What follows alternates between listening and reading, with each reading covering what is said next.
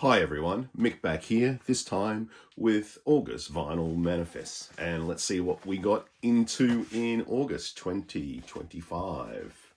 Here we go. We have the Melvick Centre, a Newcastle band of sorts. Post-punk in your Descendants post-hardcore way. This comes from Newcastle. You get an inner sleeve. And you'll see on the inner sleeve that it looks like a band, and it certainly is a band. However, Will Mitchell looks after vocals, guitar, bass, drums, percussion. So he's certainly at the centre of that universe. On the Evil Tones label, and Evil Tones has become a bit of a garage punk, rock and roll, central label, and a garage band called the Strikeouts, who are quite reasonable, are on that label. So thanks, Evil Tone. Melvick Centre, great Australian record. Okay, let's move to Northern California, and we have Vulture Feather, and the album It Will Be Like Now features some members from Wilderness and a couple of other post-hardcore luminaries. This album is like the greatest 1980s post-punk album, but just released in the 21st century. Thinking modern English and their more esoteric album tracks. That good, yeah. Get a nice colour into there. Picture of the three-piece band. And comes on, there we go, pink vinyl. Okay, let's change up a bit. Let's get to some modern electronica. And here we have Aya with Hexed. Now, this, I would say, is at the forefront of vocal post-garage electronica, and certainly is pushing the boundaries of what we know as music. I love that cover. It's very provocative, kind of scary. You do get an inner sleeve. And there's enough instrumentals here to keep you jumping. Great title. The names of Faggot are Shav Boys, and it's certainly a gendered rallying cry from Aya. Fantastic.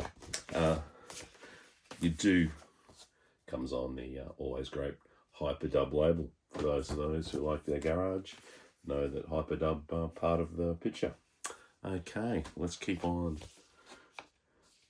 the electronic front.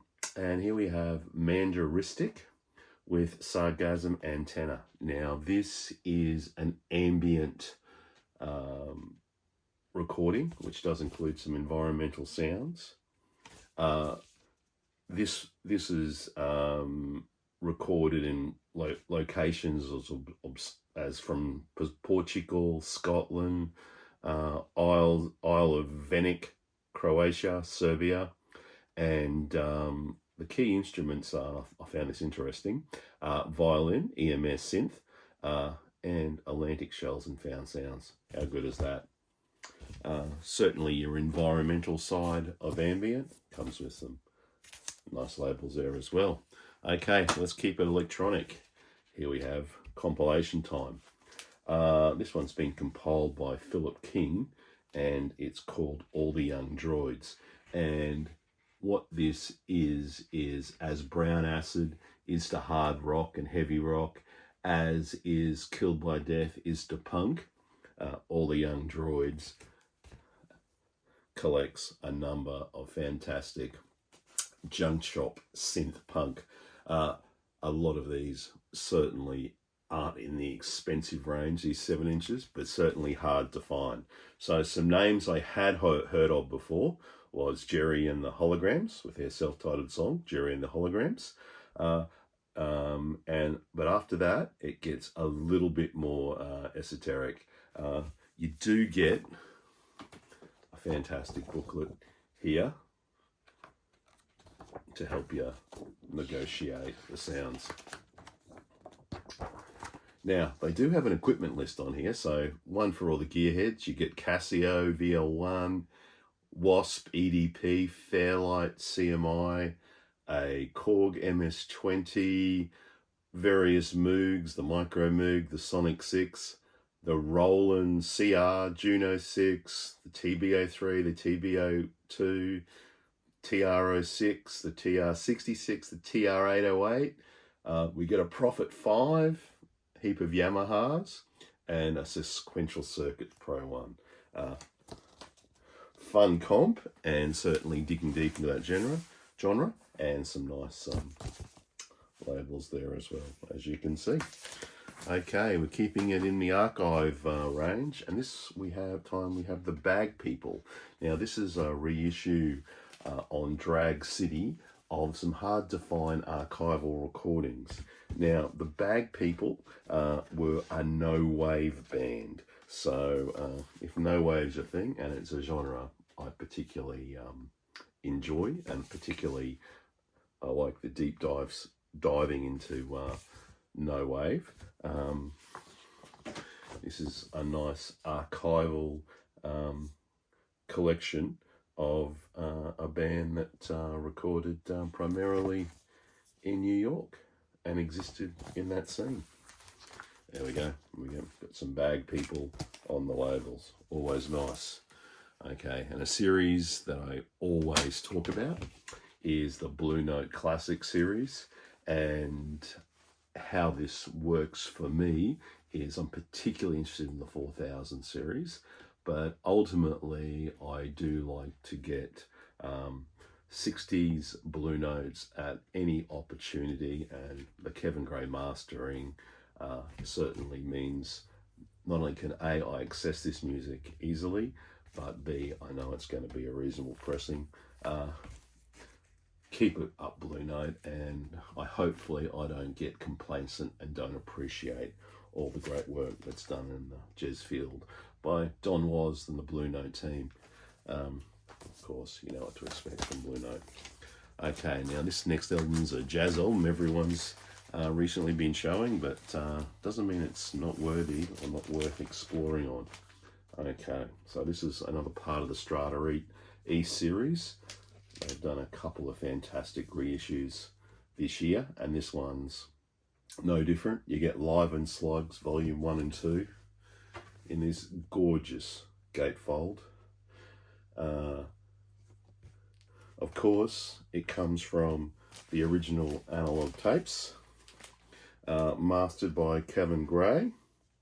There's some great liner notes here as well that come from Marcus Moore. You get all the necessary tape boxes as well. And big lineup on this one, big lineup. Charles Tulliver on trumpet, Stanley Cowell on piano, Cecil McBee on bass, and Jimmy Hops on drums. This is all done through the Mac Avenue Music Group, and there we go. You can see what the labels look like at there. Undoubtedly, probably the best that has ever sounded, and that series I do intend to get anything that's been released so far. All amazing classic jazz and on the free side, which is what I like. And finally, we have Nels Cline and his Concentric Quartet. Now, Nels is no stranger to jazz, and in fact, it was actually Nels Cline joining Wilco that really got me to listen to Wilco. This time, he's here with Ingrid LeBrock on tenor and soprano saxophones, Chris Lightcap on bass, and Tom Rainey on drums. Some fantastic inners there. There's Nels, the guitar hero. There we have Ingrid. Tom Rainey. Look, and proof that Blue Note is continuing to deliver classic recordings. Okay, everyone, it was a fun August. Okay, talk soon. See everyone then. Bye.